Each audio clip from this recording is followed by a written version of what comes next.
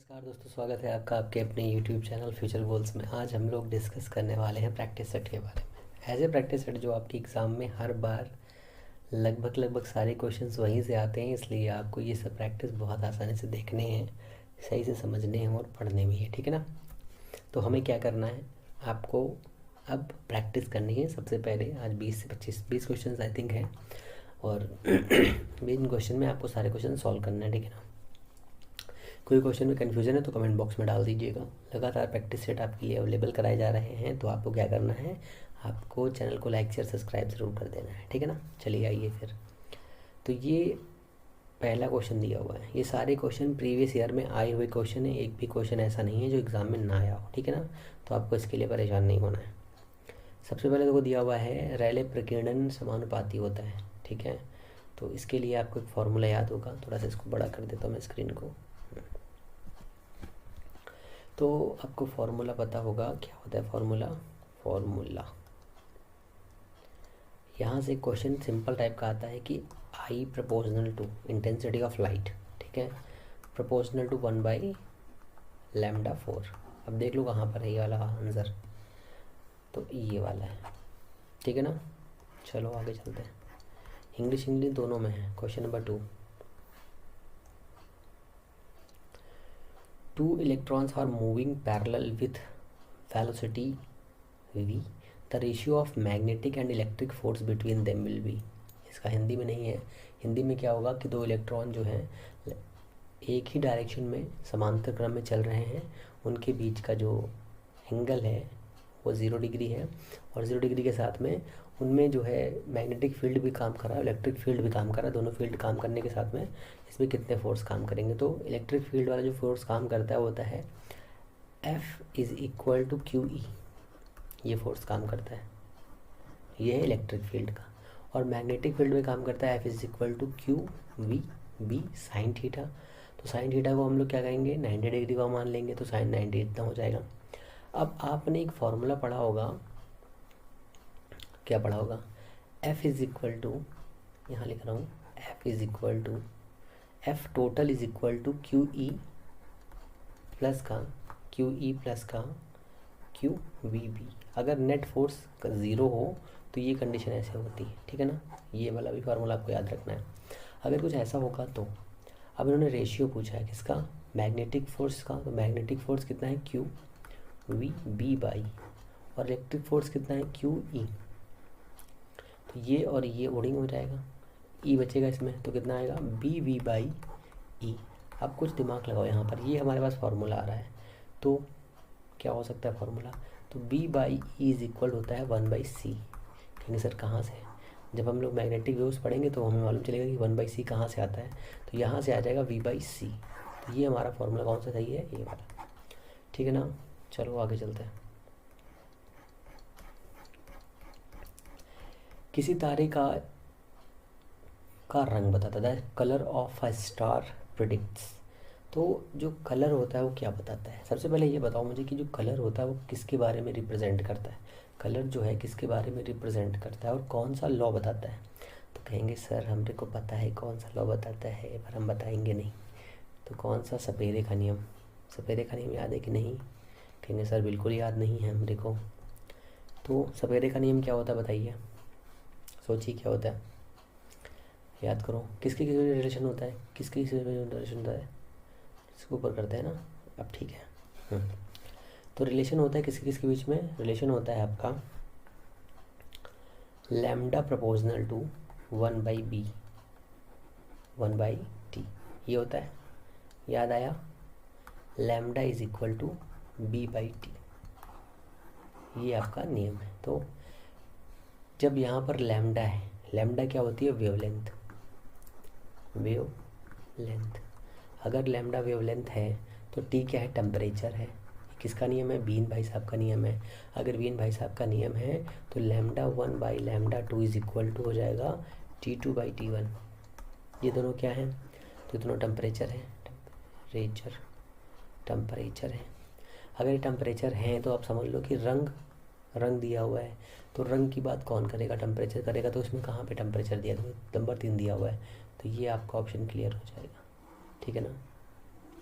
तो ये वाला ऑप्शन आपका हो जाएगा क्लियर।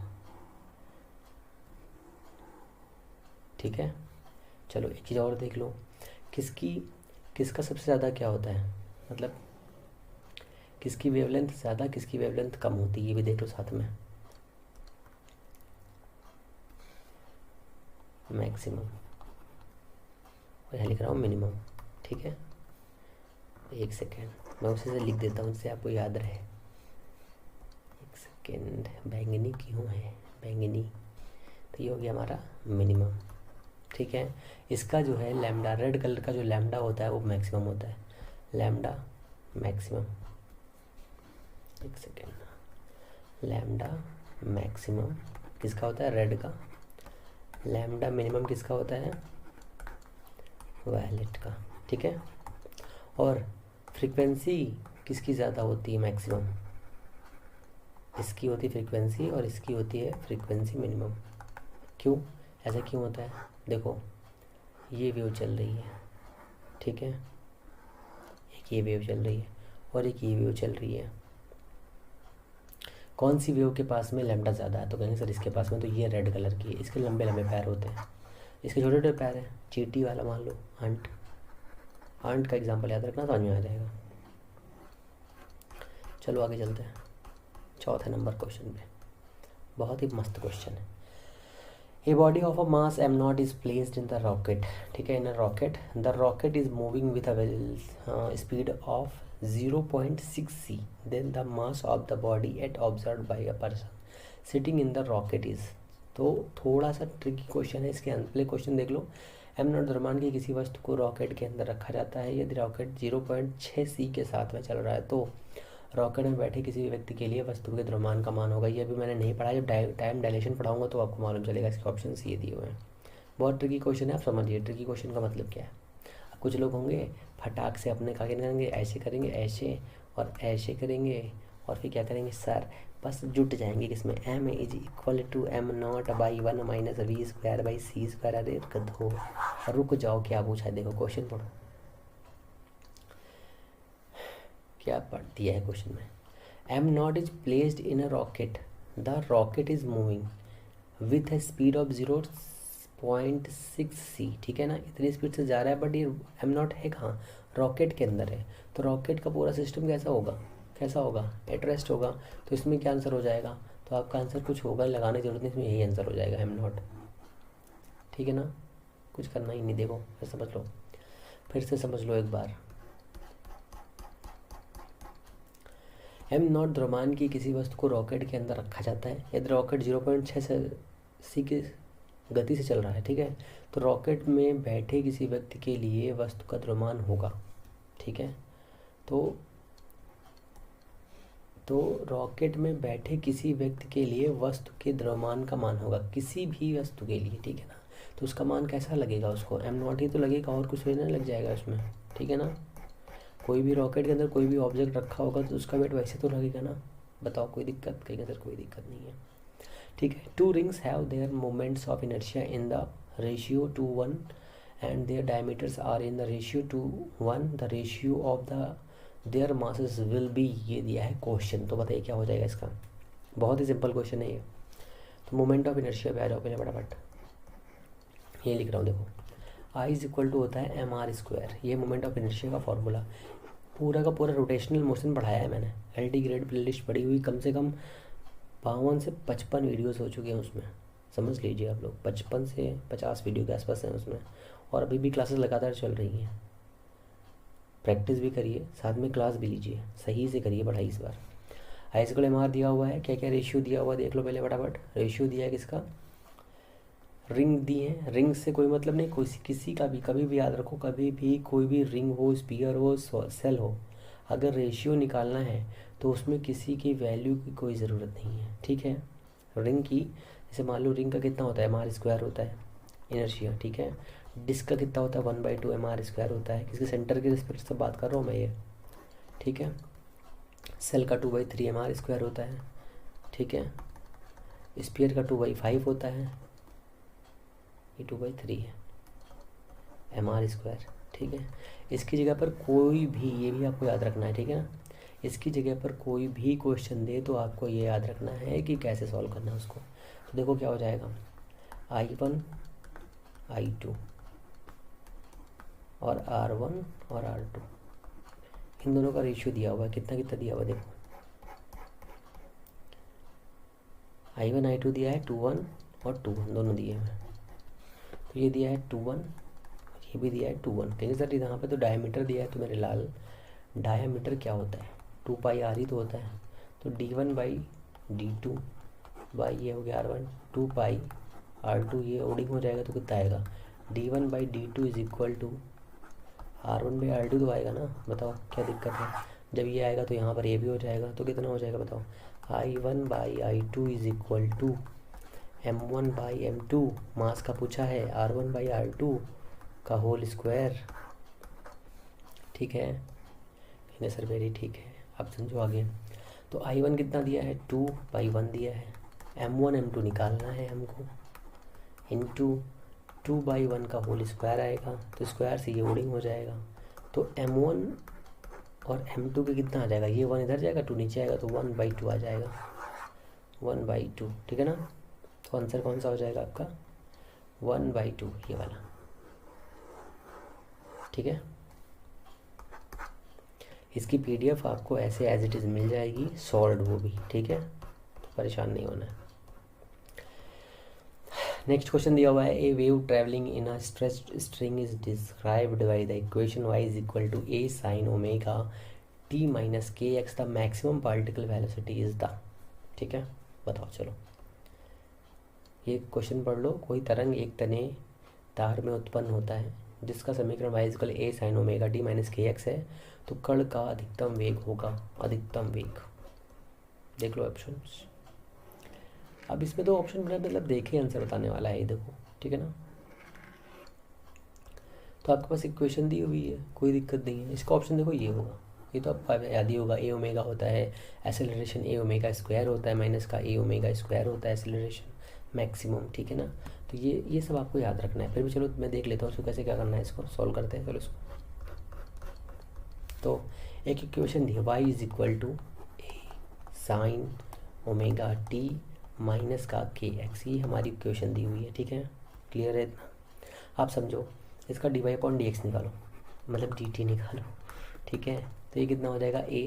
अब इसका अलग से इंटीग्रेशन करना, डिफरेंशिएशन करना पड़ेगा। डिफरेंशिएशन करेंगे तो इसका हो जाएगा ओमेगा, इसका हो जाएगा 1, इसका हो जाएगा 0। तो यहाँ कितना बचेगा, साइन का होता है cos omega T, cos omega T, cos omega T minus का के एक्स। ये हमारा हो गया इक्वेशन। इसको बंद करो ऐसे करके, ये हमारा इक्वेशन हो गया। ठीक है, अगर हम इसका दोबारा, अब इसको चाहिए मैक्सिमम, तो हमें पता है for maximum condition dy/dx is equal to 0। अगर 0 कर देंगे तो क्या होगा, अगर 0 करेंगे तो ये वाली 0 हो जाएगी पूरी की पूरी वैल्यू। ठीक है, इसको 0 करने पर ये वाला जो हमारा मान होगा, तो कॉस ओमेगा टी माइनस का K x is equal to आ जाएगा 0। समझते रहो बहुत ध्यान से, इतना 0। तो कॉस 0 की वैल्यू कितनी होती बताओ, कितनी होती बताओ। तो कॉस ओमेगा 0 की वैल्यू होती है कॉस 0, तो इससे 0 0 उड़ेगा, तो omega T is equal to हो जाएगा के एक्स। अगर ये के एक्स रखेंगे तो यहाँ पर जब ये वैल्यू आएगी तो इस वैल्यू को हम यहाँ पुट करेंगे, तो यहाँ आ जाएगा V maximum is equal to A omega और कॉस 0।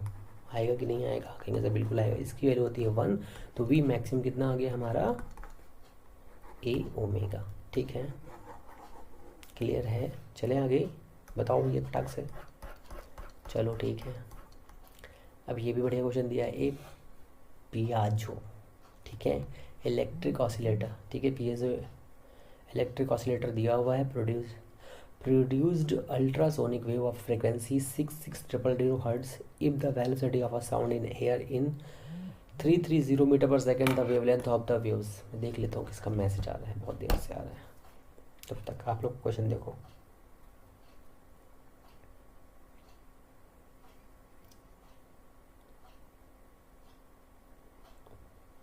समझ में आया कुछ, देखो फटाक से।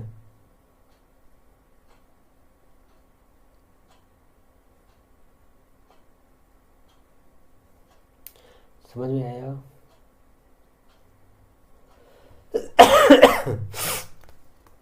सॉरी ठीक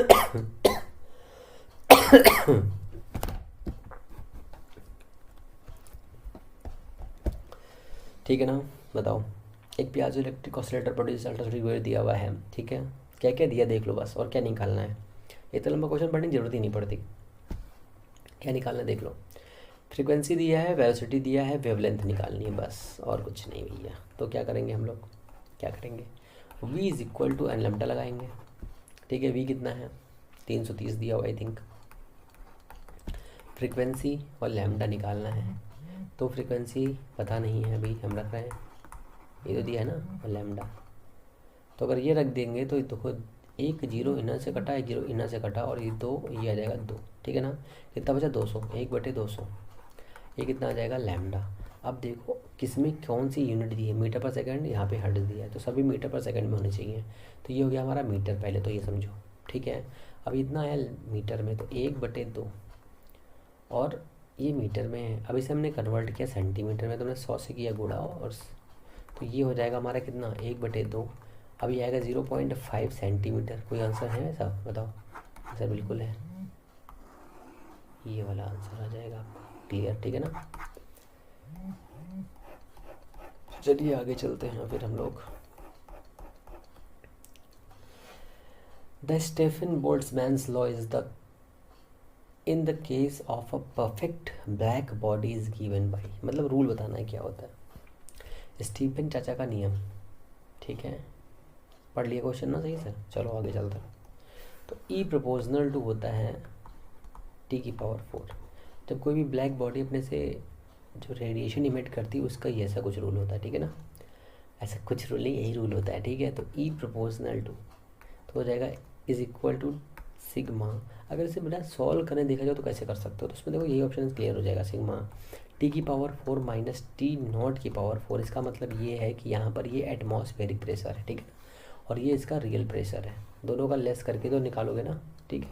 ये बहुत सिंपल सिंपल क्वेश्चन, इनको आपको ऐसे ही आ जाना चाहिए बिना देख के ही। ये बढ़िया क्वेश्चन है, देखो ये मैं बता चुका हूँ आपको। The moment of inertia of a uniform circular disc of radius r and mass m about an axis passing the edge of, देखो यहाँ पे समझो, edge of the disc, edge of the disc, disc है और as of the disc है, ठीक है, is. तो बहुत ही सिंपल क्वेश्चन है भैया, ऑप्शन ये दिए हुए हैं। 3/2 mr² आएगा, पर कैसे आएगा, तो समझो हमारे पास एक डिस्क है, कहीं से बिल्कुल डिस्क है, इसका पूरा पूरा वीडियो पड़ा हुआ है। इसके सेंटर से जो पास होगी, इसके रिस्पेक्ट में जो इसका इनर्शिया होता है वो कितना होता है, 1/2 mr² होता है, कहीं से बिल्कुल होता है। अब आपको एक रूल पढ़ा होगा, कौन सा रूल, वो रूल है पैरेलल एक्सिस का, I is equal to ICM plus का MR², MR² या MA² कुछ भी लिख सकते हो। तो यहाँ पर देखो ये इसके, ये हो गया हमारा ICM, ये हमारा हो गया ICM। हमें बताना है किसके रिस्पेक्ट में है, एज के रिस्पेक्ट में, एज है इसके रिस्पेक्ट में, इसकी रिस्पेक्ट में रोटेट हो रही है ऐसे करके। अगर ये ऐसे रोटेट होगी तो I total is equal to हो जाएगा 1/2 mr² प्लस का फिर mr², मतलब 2 mr², तो हो जाएगा 3/2 mr², ठीक है। ये हो जाएगा हमारा I। अच्छा एक छोटा सा और एग्जांपल कर लेते हैं, कौन सा एग्जांपल, अब एग्जांपल करेंगे किसका, स्फीयर का। अगर हमारे पास एक स्फीयर है, ठीक है, कहीं से स्फीयर और दोनों अपने, ये स्फीयर, ठीक है ना। अब ये हमारे पास एक स्फीयर है, ठीक है, ये हमारे पास एक स्फीयर है, और स्फीयर के पास में क्या है, इसका मोमेंट ऑफ इनर्शिया है। कौन सा मोमेंट ऑफ इनर्शिया, तो कहेंगे सर ये वाला मोमेंट ऑफ इनर्शिया, इसके इधर से जा रहा है। अभी कितना है इसके पास मोमेंट ऑफ इनर्शिया, अभी है इसके पास में, इसका I की वैल्यू कितनी है, 2/5 mr² है, ठीक है। अब कहा भैया इसकी रिस्पेक्ट में बताइए कितना होगा, इसकी रिस्पेक्ट में, तो कितना हो जाएगा, I is equal to 2/5 mr² plus का mr², कितना हो जाएगा बताओ, तो हो जाएगा 7/5 mr², ठीक है। इस टाइप के बेसिक क्वेश्चन एक दो एग्जाम में ज़रूर पूछे जाएंगे, तो आपको इसके लिए रेडी रहना है। आंसर टिक किया कि नहीं किया, नहीं सर नहीं किया, कर दिया लो अब, ठीक है ना। चलो आगे चलते हैं। The increase in the relativistic, ठीक है, mass of a particle of rest mass 1 gram when it is moving with 0.8 C velocity is. किसी 1 ग्राम की वस्तु के सापेक्षिक द्रव्यमान में परिवर्तन बताओ यदि यह 0.8 सी वेग से गति कर रहा है। ठीक है, क्लियर है? पढ़ लिया आंसर पढ़ लिया आंसर। चलो ठीक, क्वेश्चन सॉल्व करते हैं फिर। ऑप्शन इसके ये हैं, क्वेश्चन ये है, आंसर ये है, पढ़ लो फटाक से। कैसे सॉल्व करेंगे? तो हो जाएगा m is equal to M not 1 minus V square by C square root में क्या गिवन है, एम नॉट बराबर कितना दिया है 1 ग्राम दिया हुआ है। ठीक है, वी कितना दिया है 0.8 सी दिया हुआ है। ठीक है, बस रख दो, कहानी ख़त्म हो जाएगी इसकी। m is equal to 1 gram, तो ग्राम छोड़ो, 1 minus 0.8 C by C square, अरे सी का होल स्क्वायर। ठीक है ना, इतना हो जाएगा, सी कट जाएंगे तो यहाँ कितना बचेगा, m is equal to 1 by 1 minus 8 by 10 का होल स्क्वायर रूट में। ठीक है, पॉइंट हटाएंगे, 0 बढ़ाएंगे, ये काटेंगे तो हो जाएगा 4/5, तो 1/1 माइनस 4/5 का होल स्क्वायर हो जाएगा। ठीक है, कहेंगे सर ठीक है, 1 बाई फिर 4 कितना हो जाएगा 16, फिर 5 कितना हो जाएगा 25, ये रूट में जाएगा। ठीक है, कहेंगे सर ठीक है, फिर आगे समझो कितना हो जाएगा, इसको सॉल्व करेंगे, 25 और 16 कितना 9, तो ये हो जाएगा कितना 9 रूट में, और ये जाएगा रूट 25, तो ऊपर कितना बचेगा, ऊपर बचेगा 5, नीचे बचेगा कितना 3, ये कितना आया ग्राम। अब इसको सॉल्व कर लो, 5/3 कितना हो जाएगा बताओ, 1.667 ग्राम। ठीक है ना, ये हमारा मास आ जाएगा। क्लियर है? ठीक है भाई साहब, बताओ, तो ये आपका आंसर हो जाएगा। चलो आगे चलते हैं। इन LCR circuit resonance occurs when, किसी LCR परिपथ में यदि अनुनाद की स्थिति होती है तो निम्न में कौन संबंध सही है। तो अनुनाद के लिए क्या कंडीशन होनी चाहिए, तो कंडीशन 3 होती है अनुनाद के लिए। कंडीशन 3 नहीं, जब LCR लगता है तो उसमें होता है 3 कंडीशंस बनती है। तो XL is equal to XC पर क्या होता है, XL is equal to XC पर वो बनता है हमारा सिस्टम। कौन सा सिस्टम, वो सिस्टम जिस पर हम सारी वैल्यू को फाइंड करते हैं। तो XL कितना होता है, ω/L होता है। XC कितना होता है 1/ωc होता है। कहीं पे दिख रहा है ये फॉर्मूला, लेकिन सर पहले फॉर्मूला दिख रहा है, तो ये आपका आंसर हो जाएगा। ठीक है, अब समझो, हमारे पास में ये L लगा हुआ है, ये C लगा हुआ है, ये हो गया हमारा C, ये हो गया हमारा L, और ये हो गया हमारा R। अब लग गया हमारा LCR। यहाँ पर हमने एक वोल्टेज दिया इसको, ये ठीक है, हमने एक वोल्टेज दिया, इस वोल्टेज को देने के बाद में हमने ये ग्राफ बनाया। अब देखो, ये हमारा VL है, ये हमारा VC है, ये हमारा VR है। ठीक है, अब इसके अकॉर्डिंग 3 कंडीशन। कंडीशन नंबर 1, जब VL बड़ा हो VC से। नंबर 2, VL छोटा हो VC से। नंबर 3, VL बराबर हो VC से। ये 3 कंडीशन हो गई, जिसमें से ये वाली कंडीशन है, इस वाली कंडीशन को कहते हैं रेजोनेंस कंडीशन। ठीक है, कैसे, देखो इसको भी जरा कैसे हो जाएगा। VL इज इक्वल होता है क्या I इंटू XL बाई, और इसके बराबर क्या हो जाएगा I into XC, I into I से I ओडिंग हो जाएगा, तो XL बराबर हो गया XC। अब कहेंगे सर L से ऐसे क्या है, ये जब मैं लेक्चर पढ़ाऊंगा तब मैं बताऊंगा, मैं नहीं बता सकता मैं। ठीक है, तो इसके लिए आपको मेरे चैनल पे जाना पड़ेगा, मतलब ये तो चैनल पे है, हालांकि उसके लिए भी जाना पड़ेगा। इन सबको मैंने बहुत डिटेल से पढ़ा है। ठीक है ना, XL कितना हो जाएगा, XL हो जाएगा ω/L, XC कितना हो जाएगा 1/ωc।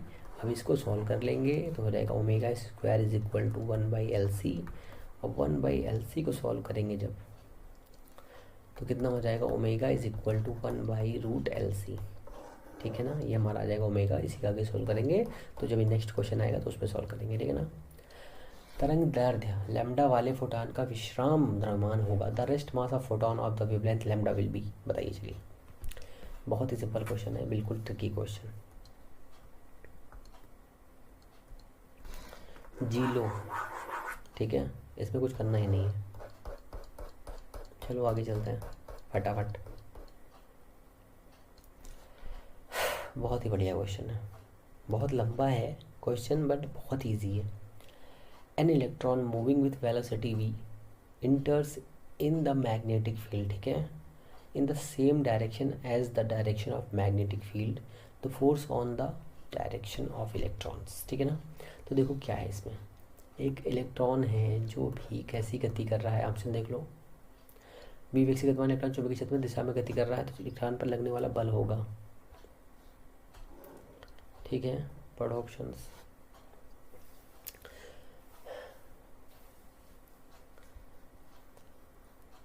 ठीक है, चलो सही होगा आपका ये जीरो वाला, मैं बताता हूँ कैसे, ठीक है। अब समझो कैसे, ये हमारी मैग्नेटिक फील्ड है, सब पैरेलल चल रही है एक लाइन से, ठीक है।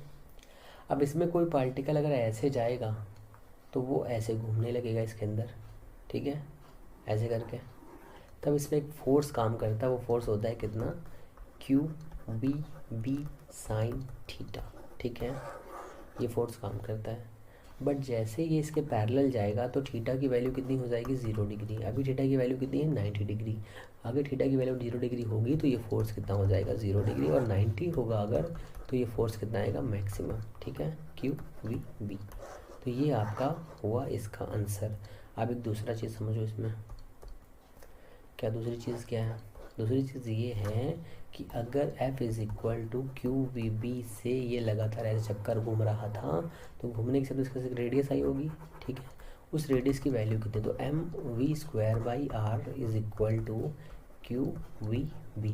क्यू से वी से भी उड़ा, यहाँ से जो आर आएगा कितना आएगा, R is equal to M V by Q B ही आ जाएगा, ठीक है। ये सब मैंने पढ़ाया बढ़िया तरीके से। अब नीचे आओ। If two interfering wave of the wavelength lambda have a phase difference of pi by 2 degree, ठीक है, the path difference between them is, दो तरंगों का तरंग दैर्घ्य लैम्डा है, कलांतर का मान पाई बाई 2 है, तो पथांतर का मान बताइए। कहेंगे सर ये क्या, हिंदी में बता दिया आपने, ठीक है, आगे चले, चलो पढ़ लिया ना क्वेश्चन सही से। अब देखो क्वेश्चन का ऑप्शन ये है, बताओ क्या हो सकता है। अब मैं सॉल्व करने जा रहा हूँ, ये तो होता है formula, phase difference is equal to, phase difference is equal to 2 pi by lambda, ठीक है, इनटू पाथ डिफरेंस, ये हमारा फॉर्मूला होता है। फेज डिफरेंस कितना है दिया है, गिवन है, कितना है given, pi by 2 I think है ना, हाँ पाई बाई 2 दिया हुआ है। तो फेज डिफरेंस है पाई बाई 2, फेज डिफरेंस है pi by 2 is equal to 2 pi by lambda, path difference, pi से पाई छूम अंतर, पाथ डिफरेंस कितना आएगा, लैम्डा बाई 4, ये हो जाएगा ऑप्शन, ठीक है ना। बताओ कौन सा सही है, पहला ही ऑप्शन सही है भाई, ये आपका ऑप्शन क्लियर हो जाएगा। क्वेश्चन को सॉल्व करने से पहले वीडियो को पॉज कर लिया करो और उसको खुद सॉल्व करने की कोशिश किया करो, ठीक है। The kinetic energy of a body rotating about a fix axis with an angular velocity of 1 radian पर सेकेंड इज ई, ठीक है, इट्स अमाउंट ऑफ, अच्छा इट्स मोमेंट बोल रहा, अमाउंट पढ़ रहा हूँ, देखो its moment of inertia about this axis is, तो क्या है इसमें, बहुत ही सिंपल है, क्या करना है, काइनेटिक एनर्जी दी हुई है, कितनी है, पढ़ लो भैया हिंदी। किसी अक्ष के परिता गति कर रहे वस्तु की गतिज ऊर्जा ई है तथा कोणीय वेग कितना है, ओमेगा है, तो उसके जड़त्व आघूर्ण का मान कितना होगा, बहुत ही सिंपल है, कुछ नहीं है। तो कोई बॉडी तो दी नहीं है कि ये बॉडी है इनके पास में, तो ऑप्शन इसमें क्या हो जाएगा, 2 ही आएगा ऑप्शन, ठीक है, आंसर बता दिया मैंने पहले ही। अब इसको सॉल्व करो, कैसे पुश करो और सॉल्व करो, अब मैं देखो बताने जा रहा हूँ। तो काइनेटिक एनर्जी को दिया है, energy is equal to half I omega square, ये होता है फॉर्मूला, ये इतना दिया है। ओमेगा की वैल्यू कितनी है, 1 रेडियन पर सेकेंड, ये दिया हुआ है, तो बस 2E इज इक्वल टू हो गया आई, बताओ हो गया आंसर का खटाई। अब बताओ ऑप्शन सही है ना ये वाला, कुछ करना था कुछ नहीं करना था, हलवा क्वेश्चन है। मैंने थोड़ा सा क्वेश्चन इजी लिए हैं, ठीक है ना। अब लगातार प्रैक्टिस करेंगे तो क्वेश्चन बढ़िया टफ इजी सब आएंगे। यदि आवेशित कण का वेग दोगुना तथा चुंबकीय क्षेत्र का मान आधा हो जाए तो त्रिज्या हो जाएगी। वही वाला क्वेश्चन है जो मैंने बताया था। If the velocity of the charge particle is double and strength of the magnetic field is halved half half half half हाँ हाफ्ड लिख लो, हाफ्ड हो जाएगा, ठीक है ना। हाफ हो यहाँ पर, हाफ, ठीक है। तो क्या होगा, तो चलो पुश करो, सॉल्व करो। क्या पूछा है, रेडियस पूछा है ना। तो पहले फार्मूला बनाओ, अभी फार्मूला हम लोगों ने पढ़ा है जस्ट। तो फार्मूला क्या था, F is equal to Q V B sine theta. Sine theta की वैल्यू कितनी है, साइन थीटा की वैल्यू है कितनी, ये है रेडियस, ये है क्यू, ये है बी। थीटा की वैल्यू 90, वी से भी उड़ा तो ये हो जाएगा Q B M V is equal to R. ये हो गया हमारा फॉर्मूला। तो आर इज इक्वल टू आया हमारे पास M V by Q B. अब क्या क्या दिया है देखो जरा, गिवन देखो क्या क्या है। गिवन है हमारे पास में वेग दोगुना कर दिया गया है और चुंबकीय क्षेत्र को आधा कर दिया गया है, वेग को दोगुना किया गया है। तो v1 बराबर v है, v2 बराबर दोगुना कर दिया गया है, इतना है गिवन। फिर b कितना है, b है 1, b है ओनली, b1 b है, और b2 कितना कर दिया गया, b/2 कर दिया गया है। क्या पूछा है भाई साहब, रेडियस पूछी और बाकी सब तो कांस्टेंट कर दिया गया है, ठीक है ना। तो radius r1/r2 is equal to क्या लेना है, b लेना है, v लेना है। तो m हटाओ, q हटाओ, तो हमने लिया v1/v2 इंटू b1/b2। अब बताओ क्या क्या दिया है, v1 कितना दिया है बताओ, v1 दिया है v, ये 2v इंटू b2 कितना है, b/2 है, और ये है b। कुछ कटिंग पिटिंग हो रहा है, ये v भी उड़ रहा है, ये b भी उड़ रहा है। r1/r2 कितना आया है, 1/4। तो 1/4 किस में आ रहा देख लो, कोई है 1/4 वाला ऑप्शन, ये वाला ऑप्शन हो जाएगा आपका। मज़ा आए तो शेयर करें, कमेंट करें भैया, और नहीं आए तो डिसलाइक ज़रूर करें, ठीक है। सारे क्वेश्चन एग्ज़ाम वाले ही हैं, कोई भी क्वेश्चन बाहर का नहीं लिया गया है। A particle of rest mass m0 moves at speed 0.6 c relative to the observer. The observer massed will be, बहुत ही सिंपल है, कुछ नहीं इसमें भी, विराम द्रव्यमान दिया हुआ है, ठीक है, और प्रेक्षित मान बताना है, ठीक है। पढ़ लिया, सॉल्व हो गया। चलो देखो क्या लगाना है, m is equal to m0 1 minus v²/c² लगाना है, ठीक है। ये लगाना है, क्या क्या दिया है, चाल दिए हुई है। तो v इज इक्वल टू 0.6 दिया है, एक काटो कितना हो जाएगा, c यहाँ पे दिया जाएगा 10, ये हो जाएगा कितना 3/5 c दिया हुआ है हमारे पास v, ठीक है ना। बस मुझ पर रख दो, कलर को थोड़ा चेंज करता हूँ। तो ये हो जाएगा m0/1 माइनस 3 का स्क्वायर 9 और 5 का स्क्वायर 25, अब जाएगा रूट में, सी से उड़ जाएगा तो बचेगा कितना m0, ये हो जाएगा कितना 25 माइनस 9 जगह 16, 16 का हो जाएगा 4, और ऊपर जाएगा 25, बचेगा 5। तो ये काटो कितना हो जाएगा 1.25 बचेगा, ठीक है ना। गुणा भाग से इसे करना सीख लो, यही टाइम बचाएगा आपका वहाँ एग्ज़ाम में, एग्ज़ाम हॉल में। चलो आगे चलो। The solution of the differential equation d²y/dt² plus ω² y is equal 0 कैसे होगा बताओ, कैसे होगा, किस इक्वेशन में ऐसा होगा। तो सिंपल हार्मोनिक मोशन की कौन सी इक्वेशन आपको दिख रही है बताइए। तो कहेंगे सर ये वाली दिख रही है हमें, y होगा, ठीक है, y होगा। कैसे होगा देख लो इसको, ये आपका ऑप्शन सही होगा पहले तो, ठीक है। अब हम लोग सॉल्व करते हैं। हमारे पास एक क्वेश्चन है, y इज इक्वल टू क्या है, a sin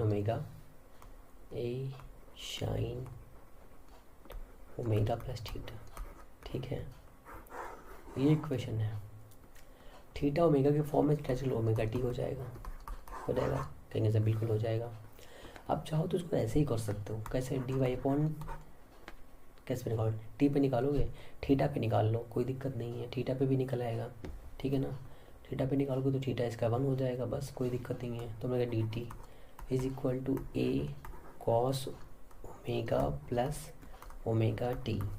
अब ये कितना हो जाएगा, इंटू ओमेगा का 0 हो जाएगा, इसका बचेगा ओमेगा ओनली, ठीक है। अब ये हमारा हो गया। फिर हमने इसको दोबारा किया, D square Y upon D T square is equal to, किसकी रिस्पेक्ट में किया है यार, ये तुमने देखा ही नहीं, हाँ टी के रिस्पेक्ट में, ठीक है। तो ये हो जाएगा हमारा कितना, ए ओमेगा बाहर, कॉस का हो जाएगा साइन माइनस का, ठीक है, ओमेगा प्लस ओमेगा टी, और एक ओमेगा और बाहर, तो कितना हो जाएगा, ए ओमेगा स्क्वायर माइनस का साइन ओमेगा प्लस का थीटा। फिर वही रख दी, तो ये देखो क्या बन गया, ओमेगा स्क्वायर माइनस का ए साइन ओमेगा प्लस थीटा। बना कि नहीं बना। अब ये वाली वैल्यू किसकी है, वाई की है कि नहीं है, तो वाई की वैल्यू है तो कितना हो जाएगा, D square Y upon D T square is equal to minus का, यहाँ पर माइनस है, इज इक्वल टू माइनस का कितना, माइनस का वाई और कितना है ओमेगा स्क्वायर। ये इसको इधर लेकर के आओ तो कितना हो जाएगा, बैटरी खत्म हो रही है यार मेरे लैपटॉप की, प्लस का Y omega square is equal to 0। ये हमारी इक्वेशन हो गई। ये वाली इक्वेशन याद रखनी है, कई बार एग्जाम में पूछी गई है, ठीक है ना। चलो ख़त्म भी हो गया है, तो ये क्वेश्चन बचा। The frequency of an oscillator LC circuit is, ठीक है, क्या है, XL is equal to XC, XL is equal to omega L 1 by omega C, इसलिए omega square is equal to 1 by L C. अब omega कितना होता है, 2 पाई F होता है 1 बाई रूट एल सी। तो अब कितना आएगा सोचो, तो हो जाएगा कितना, F is equal to 1 by 2 pi root में जाएगा एल सी, ठीक है ना। चलो आगे चलते हैं फटाफट, नहीं चकाचक। 19 नंबर तक याद था, कौन सा क्वेश्चन था भाई, हाँ ठीक है। चलो इसके आगे चलते हैं नेक्स्ट क्वेश्चन के पास। 20 क्वेश्चन नंबर दिया हुआ है। आदर्श गैस के लिए Cp बड़ा होता है क्योंकि, Cv से क्योंकि क्यों होता है ऐसा, ये इस बार भी TGT में क्वेश्चन आया था। On the gas off external pressure, बिल्कुल यही तो ऑप्शन इसका सही है। गैस द्वारा बाह्य दबाव के विरुद्ध ऐसा नहीं है। गैस द्वारा अंतराणविक बलों के विरुद्ध ऐसा भी नहीं है और ऐसा भी नहीं है, तो यही आपका क्वेश्चन सही हो जाएगा, ठीक है ना। तो फिर क्या करना है, प्लीज़ क्या करना है, प्लीज़ के साथ में खुश होना है थोड़ा सा, क्योंकि आपके लिए डेली का डेली काम चलता रहेगा, ठीक है ना, डेली का डेली काम चलेगा। स्माइल करते रहिए, पढ़ते रहिए सही से, इस बार कोई भी चूक नहीं होनी चाहिए। इस बार आपको हर एक ऑथेंटिक न्यूज़ दी जाएगी, जिससे आपको हर एक तैयारी किस तरीके से करी जा सके, ठीक है ना। अब आपको पढ़ते रहना है, मज़े करते रहना है और मज़े करते रहिए। हम लोग मिलेंगे नेक्स्ट वीडियो में। अगर चीज़ें अच्छी लगी तो मेरे चैनल को लाइक से सब्सक्राइब करें, अपना प्यार देते रहें। हम लोग मिलेंगे नेक्स्ट वीडियो में। नमस्कार।